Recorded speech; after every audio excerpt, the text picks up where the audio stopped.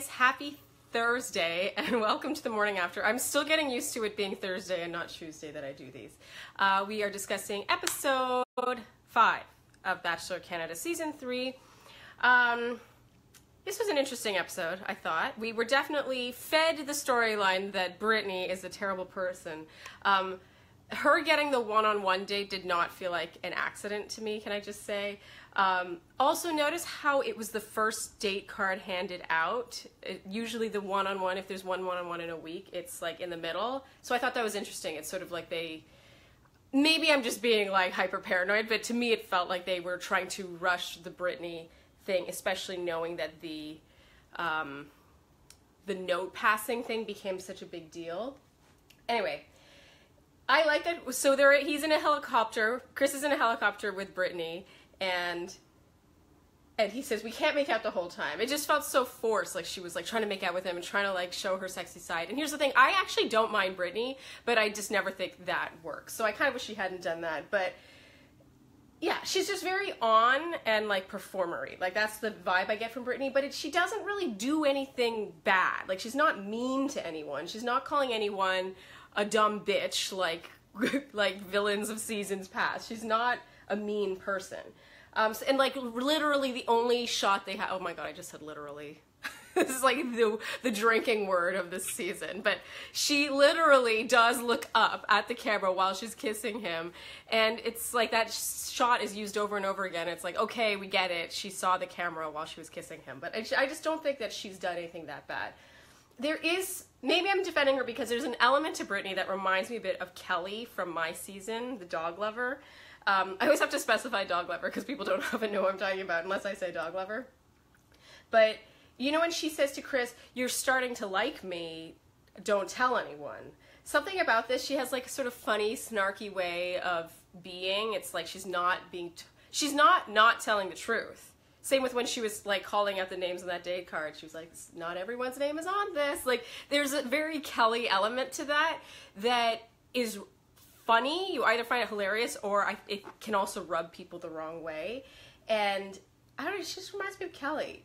And Kelly isn't fake at all, but she is not the same 100% of the time. Like, you know, depending on her mood or the settings.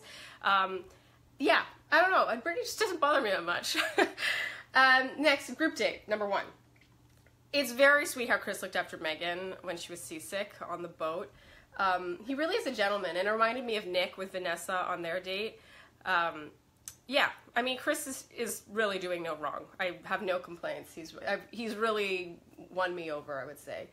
I thought it was really funny how it just felt very Canadian when so Megan is not feeling well, and Jesse's like, oh, I feel so bad for her. And I thought it was funny because if this were the American show, it would be like some ploy to get attention from Chris, and instead Jesse's like, oh, I feel terrible for her, she feels sick. It was just it was very Canadian feeling. I don't know if this is the popular opinion, but I don't disagree with Kate that while Megan is sick, why not get to know Chris? I don't get the vibe that Kate and Megan are friends, like even before this date.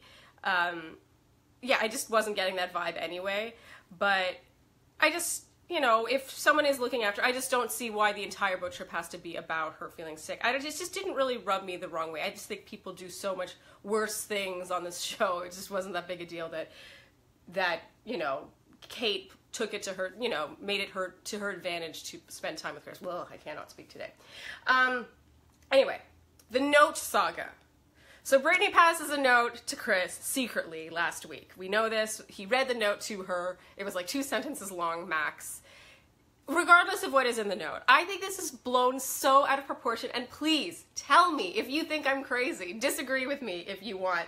I just don't think it's that big a deal, and I think that people have done it in the past, and it makes no difference, I don't think, to whether or not the person's going to win. Like, a cute note isn't going to be like, oh, now I love her. I just don't think it's possible. Yeah, so it was blown totally out of proportion. And note how, okay, so all the girls confront Brittany about it, and note how Kate is not in that confrontation. I thought this was interesting because later on they have a girl chat where it seems like they might actually be friends. And then I was like, oh wait, Kate and Brittany are friends. How come we haven't seen any of this? And then it was like, oh, of course not, because Brittany's the villain and the villain cannot have friends. So, I don't know, it just seemed kind of fishy. Like, oh wait, there's this friendship that's been here all this time and we didn't know about it. I hate it when that happens, by the way. Okay, back on the group date. Kate is continuing to seem like a villain. Oh wait. Am I confusing things? Is the the confrontation, I'm confused. Sorry, I'm out of order here. This is back on the group date where I've just gone back in time. Okay, and then she says to Megan, she says, tell me about the town where you're from, what kind of things are actually there. And then she tries to sort of relate to her by saying, I've been seasick a few times in my travels. And I get that that could be, you know, it comes off slightly condescending or rude. I get that. I still don't think Kate is bad. I'm sorry. I know people don't like her based on this, and that she seems like she's coming off like she thinks she's better than Megan, but I do not get that vibe. I get more that she has nothing in common with her and is trying to make conversation. And I do think that putting the word actually, what things are actually there, or like, I've been sick in my travels, like putting these little things in can sound a little like braggarty or condescending, but I do not think that was her intention. Maybe I'm giving her too much of the benefit of the doubt, but it didn't bother me that much. And the conversation on this group date between Megan and Chris, very, very sweet. I think this experience will be good for her. Like, we all know Megan is not winning, but just not even because of who she is, it's more their connection. Like, it feels more brotherly to me, but I just feel like she will emerge a more confident person, and so it's just kind of nice. You know, I feel like she needs this experience. She'll come into her own somewhat. Okay, so I'm back now at the conversation between Brittany and Kate. I'm sorry, my notes are out of order. Notice how they often show Brittany's, no, they don't show her. They do a Frankenbite of Brittany saying things like, I'm Brittany, or Brittany's here. But it's always when her back is turned so you can't see it coming out, so it could be taken from anywhere.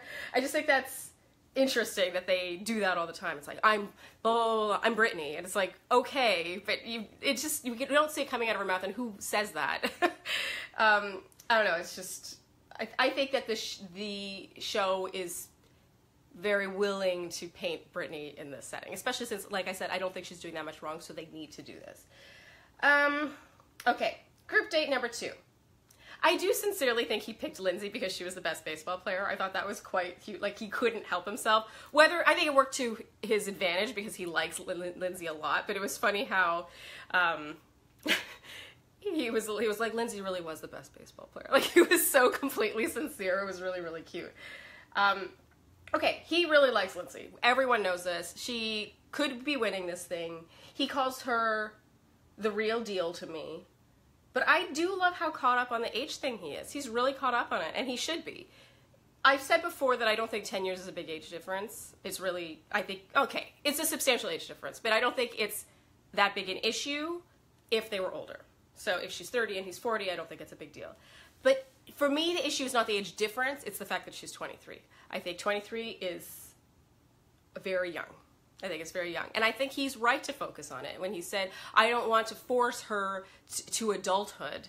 I think that's a real consideration, you know, like when I think about 23 to 33, those are crazy formative years where I like lived in a different country and, you know, learned what I was looking for in a man. I just feel like no matter how mature you are, you're still 23, and that's okay. Like, embrace it.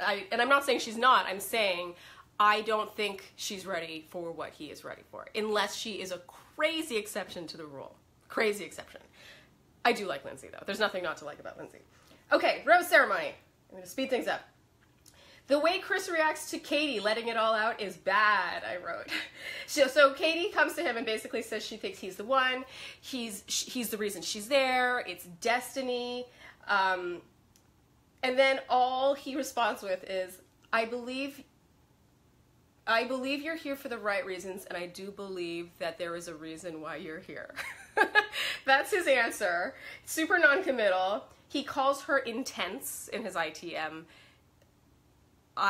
you know, she was my original pick for first based on the intro videos, and that is not a good sign. I think Katie will probably make it Final Four based on her airtime thus far, but I have a hard time seeing her beat Lindsay or Michaela for the top spot, especially after being called intense. Okay, Lisa is all thrilled that Chris also loves pizza and it's his favorite food, but I had to mention, isn't pizza like half the population's favorite food? Correct me if I'm wrong, I just thought it wasn't exactly like an obscure favorite food. She's cute though, I like her. Stacey, I keep waiting for Stacey to become a dark horse in this, but her one-on-one time with Chris felt forced, it felt like small talk. We still have only seen one kiss to date, and it wasn't this week. I don't see Stacey going super far. And if she does end up going super far, then her edit thus far has not done it justice. Just saying. Okay. Brittany going to get time with Chris despite having a rose. This is always a faux pas, you guys. Like, it's never a good move. It just makes people dislike you, and the extra 5 minutes you get with him is not going to make or break your relationship, so I just don't see the point. But I just had to note that her doing that made Jesse say, "It literally makes my blood boil." And this comes back to me saying that literally as the drinking game word of the season, because, I don't know, it literally makes my blood boil. It's funny. Okay, and then finally, Kate says this as a voiceover while she's waiting for the rose. It's the final rose in the rose ceremony. She says, "I think if I don't get a rose, Chris has not been authentic with me." I loved this. See, this is why I like Kate. She's got such a sense of self and self-worth. It's not like, oh, if he doesn't like me, I'm going to be heartbroken. He doesn't give me the rose, I'm going home, well, I'm never going to find love. It's like, well, if he doesn't give me the rose, then he's led me, like, hasn't been authentic with me, because I feel like I should be getting a rose. It's just it really turns things around, and it's very, like, rah-rah. I liked that line a lot. Okay, I have questions from Sarah. I want to know who Sharleen thinks is worse, Brittany, Em, or Kate. Obviously, Brittany is the season's crowned villain and is definitely super annoying to watch, but she hasn't really put any of the women down or belittled them in the way Kate did to Megan last night. It infuriated me. Oh, Sarah, I don't agree fully. I mean, I agree with what you're saying about Brittany. I don't think... first of all, I don't think she's annoying to watch. I think that this would be a boring season without Brittany. Second of all, I agree she has not put down any of the women or belittled them. I would need more... I agree that in that moment with Megan, it wasn't super flattering for Kate. I say that in my Flair recap. This was not a flattering episode for Kate. That said, it's only been one episode. If we have more evidence of this, then I can be swayed. But tensions are rising. They're all sick of each other. They probably have nothing in common. They're probably annoyed by each other. I need more evidence, personally. Okay. Laura asks, this is not episode related, but I'd be curious to know why fewer Bachelor Canada contestants have public personas after the show versus the American contestants. Is it that we don't care as much about the contestants, or do the Americans do a better job at self-promotion afterward? I think it's both, Laura. I think it's both. I think Canadians are innately more understated and private.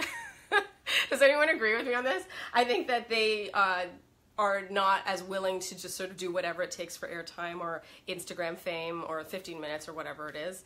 That's a big part of it, and I also think that the viewership just isn't the same. First of all, it's a real shame that Americans cannot watch the show, because I get tweeted at every week, where can I watch the show? I live in the States, and they can't watch it. And it's so dumb, because the viewership would just be through the roof if Americans could watch. I mean, it's in a window of time where they don't have any other Bachelor season to watch. They would watch this show. So producers, get on that. Second of all, it just doesn't have, I think what, maybe 1 million people? I have no idea. Correct me the numbers. If someone knows the numbers, tell me. But, we're talking 8 to 10 million for the American show. It's just not the same viewership. And bear in mind, too, that the people following these people on Instagram or on social media are also Canadian, so they might not be as like fandom-y as some American. Does that make any sense? I just think that everyone is a little more private, a little more understated, and not as caring about that world. And there are fewer viewers, personally. If anyone else has 2 cents on this, I'd love to hear it, because Yeah, that's what my feeling is. Of course, there's no proof, but I do feel like the numbers is a pretty big thing. It just doesn't have the same viewership. Okay, you guys, thank you for tuning in to The Morning After. Be sure to read my Flair recap, which is finished now, should be out. And yeah, let me know your comments. I love to read them, and I'll see you here next week. Bye.